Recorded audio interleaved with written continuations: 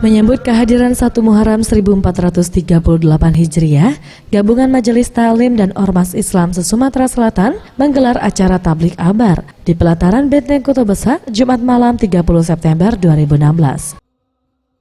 Acara menyambut 1 Muharram 1438 Hijriah berlangsung dengan acara doa dan zikir taubat yang dihadiri ribuan umat Islam. Hadir pada perayaan tersebut Wali Kota Palembang Harno Joyo, para ulama, dan sejumlah pejabat di pemerintahan Kota Palembang. Dalam sambutannya, Wali Kota Palembang Harno Joyo mengajak seluruh umat muslim di Palembang untuk hijrah ke arah yang baik, salah satunya dengan menjaga kebersihan lingkungan sekitar, karena kebersihan sendiri merupakan sebagian dari iman.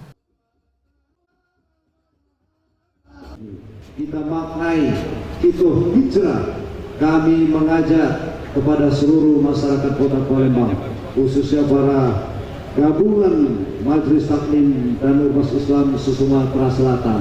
Mari kita hijrah dari perilaku yang tidak bertanggung jawab, dari perilaku yang tidak disiplin terkait pembuang sampah di Kota Palembang ini. Mari kita jadikan Palembang ini menjadi Palembang yang bersih.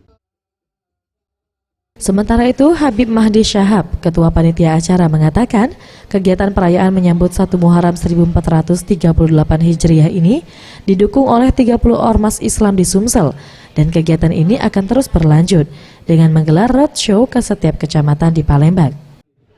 Acara ini merupakan acara yang didukung penuh oleh berbagai ormas Islam, lebih dari 30 ormas Islam yang ada di Sumatera Selatan, Nahdlatul Ulama, Muhammadiyah, Front Pembela Islam, Forum Umat Islam. Dalam acara ini, para jemaah yang hadir dihibur senandung Islami dari grup nasyid. Faisal Ariantara, Sriwijaya TV.